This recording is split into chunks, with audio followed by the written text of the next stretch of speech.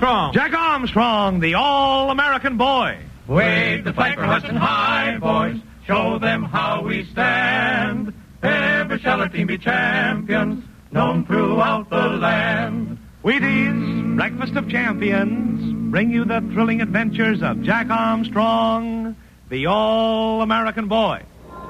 Hey, Raj! Hey, have you seen this? Have you heard the news? Hi, Eddie. What's up? Look here. It's in the morning paper. Chuck Elliott has been appointed official bat boy of the Townville Red Flashes.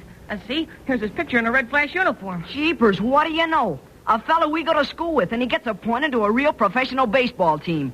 Golly, I'd like to be bat boy for that bunch. It's going to be the best team in the league this year. Well, of course, when you come right down to it, being a bat boy isn't so much. Well, it's a start, isn't it?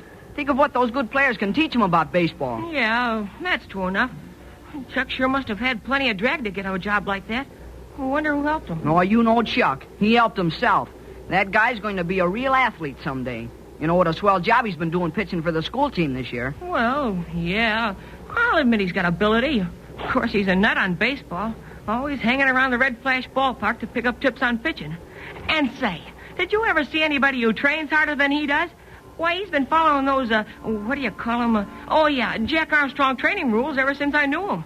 You'll never catch me training all year round like that. Yeah, and I'll never catch you being the kind of athlete Chuck is either.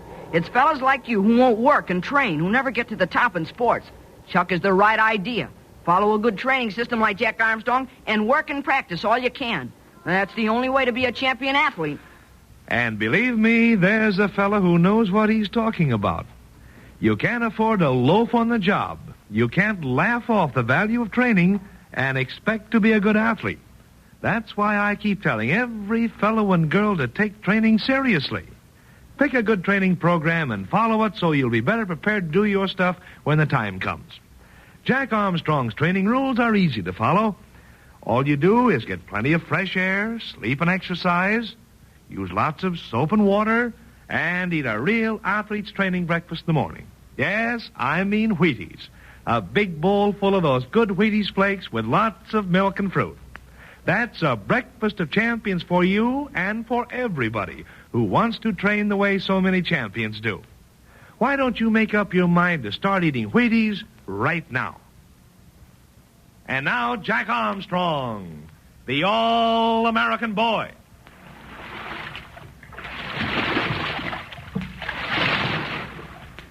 Jack Armstrong, Billy, Betty, and Uncle Jim are escaping from the land of the Sabacus. They're going back to Sultan Natang's country to warn Natang of an impending attack by Sultan Buloa. And with them are Whisper and the dwarf Tolita. As they enter the dark regions of the underground river, their hearts pound with excitement, for there is danger in all directions. Ahead of them lies a war vinta full of Buloa's Moros, stationed in the underground river to block their escape. Behind them, in the village, Buloa is assembling his mighty fleet to invade Natang's country.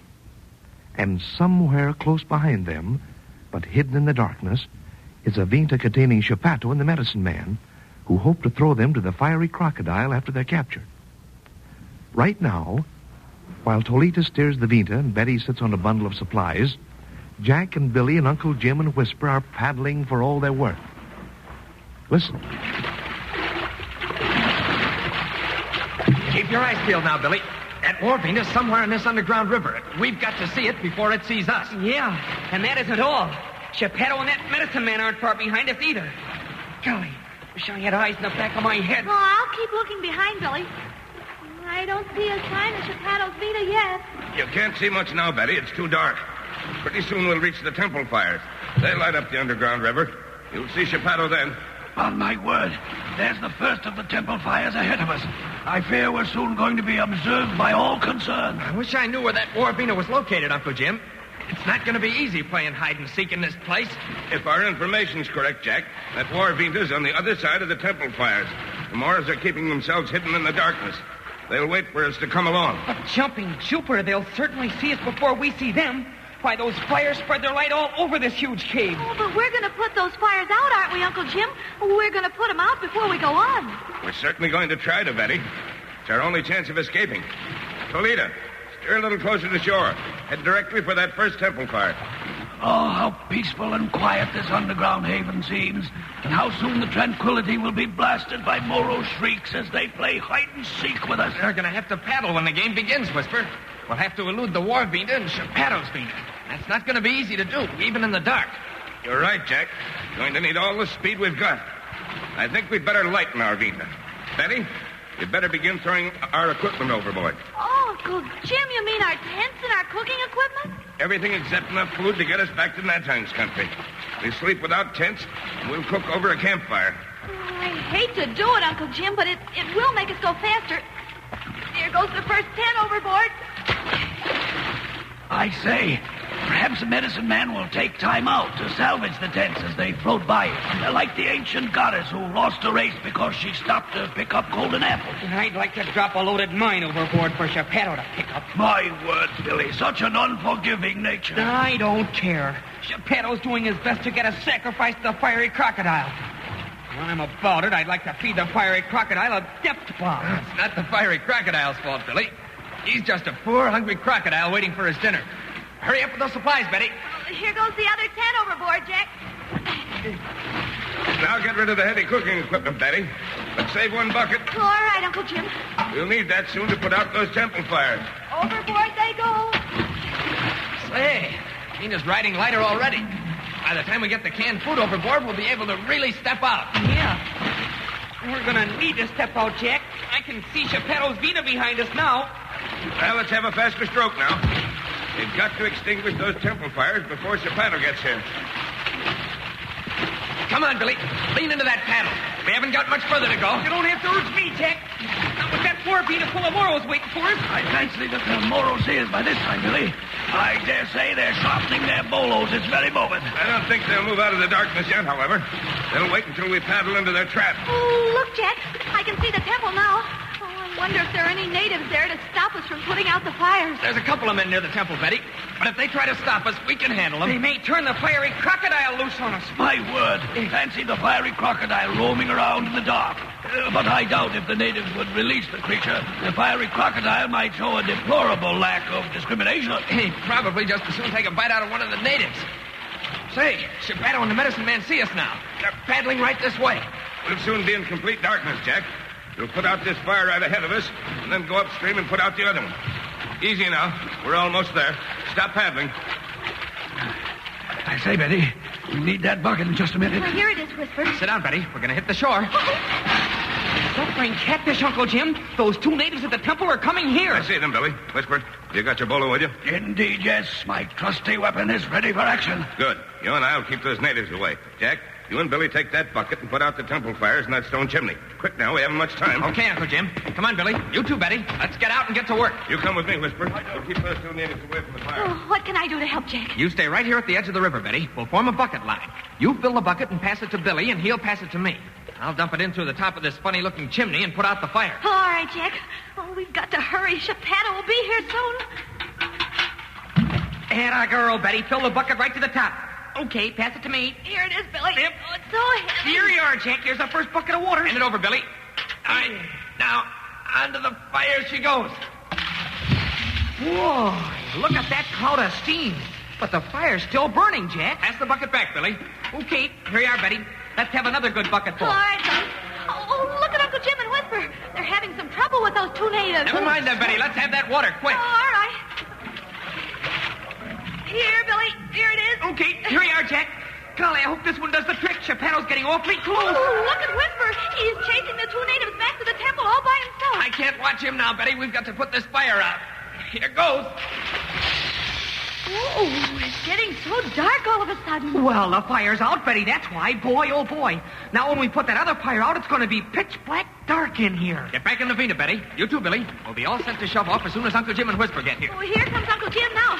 But I can't see Whisper in the dark. I can just see him, Betty. He's coming back now. He's chased those natives back inside the temple. Good work, Jack. Let's paddle on ahead and extinguish that other fire now. Then we'll have a fighting chance to get through the river. We're all set to shove off as soon as Whisper... Oh, here he comes now. Get in, Whisper, quick. Oh, Whisper, why'd you chase the natives back to the temple? I was merely using the sign language to them, Betty, on my honor. I was telling them we could dispense with their company. They certainly understood you, Whisper. Here's your paddle. We've got to step on it. How near is Geppetto and the medicine man, Jack? They can't see them now that this fire's out. They're too doggone near, Uncle Jim. But I don't think they'll come any closer if they can help it. Not until they see the war Wiener coming out to help. I dare say the gallant Geppetto will keep his distance until we're made prisoners. Oh, can't we pedal faster? If we don't get that other fire out soon, that war Wiener will be here. Jumping Jiminy, Betty. We're paddling as fast as we can. Boy, I hope it's fast enough. The Moros and the war Wiener must know what's up by this time, Uncle Jim. I shouldn't wonder, Jack. They're probably coming down out of the darkness as fast as they can to keep us from extinguishing the other fire. Oh, and they'll see us as soon as we get close to the fire. Right, oh, Betty, but after we put the fire out, we'll be immersed in a sea of Stygian darkness. Yeah, and if we don't get to that fire first, we'll be immersed somewhere with the fiery crocodile. Oh, I feel shivers running up and down my spine. I just know those Moros are getting awfully close to us. Your spine is a regular barometer for trouble ahead, Betty. But maybe it's wrong this time. I don't think so, Jack. I always get those funny little shivers whenever something unpleasant's coming close. Uncle Jim, look up the river. Do you see anything? Holy smoke, Jack. You don't see the Moros already. Where, Jack? I can't see anything but the darkness beyond the fire. It's right ahead of us, Uncle Jim. I thought I saw a gleam of light, like the firelight on a wet paddle. There, I see it again. My word, the forces of evil are descending upon us. Oh, Uncle Jim, do you think it's the war Wiener? I think it is, Betty. Yes, I'm sure of it. Jumping Jiminy, gee whiz. Can we get to the fire in time? It's hard to tell how far away they are, Billy. We can't see a thing yet except that gleam of light. Oh, hurry, Jack. Maybe we can get there in time. We're almost there now. I fear the gods are against us, Betty. Methinks I see the outline of the Vita now. I see it too, Whisper. I can see the whole Vita now. Hey, she's a large Vita. Why, I bet you she holds 20 Moros. But what are we going to do, Uncle Jim? Will we have time to put the fire out? I'm afraid not, Betty. Those Moors are almost as close to the fire as we are. And I fancy we don't care to turn back. Now, there's no use turning back, Whisper. We'll run into Geppetto and the medicine man. They'll keep close enough to us in the dark to tell the Moros where we are. And anyway, if we do go back, we'll run into Baloo's entire fleet. But we just can't stay here and let them capture us. They'll put us in the cave with the fiery crocodile. Tolita, steer us into shore right away. What are you going to do, Uncle Jim? We're going ashore, Jack, right here. But suffering catfish, what'll we do after we get ashore? We're going to leave the Vita and go to the cave of the fiery crocodile, Billy. What? The fiery crocodile? That's right. Geppetto and the medicine man want to throw us in that cave. Well, I think we'll beat them to it. But I don't understand, Uncle Jim. What do you mean? I mean that I'm going to turn the fiery crocodile loose, Betty. Jiminy. I'm going to turn him loose, and then we'll try to get away in the confusion. But holy smoke, Uncle Jim. Supposing the fiery crocodile gets us in the confusion. That's a risk we'll have to take. Whisper, get your coiler rope ready. Righto, Captain Fairfield. Watch it now. We're about to hit shore. Jack, you got a flashlight with you? Right here, Uncle Jim. Oh, listen to the Moros. They're going to be here in a minute. They'll have to come to the cave of the fiery crocodile to get us, Betty. Everyone ready? Good. Let's go.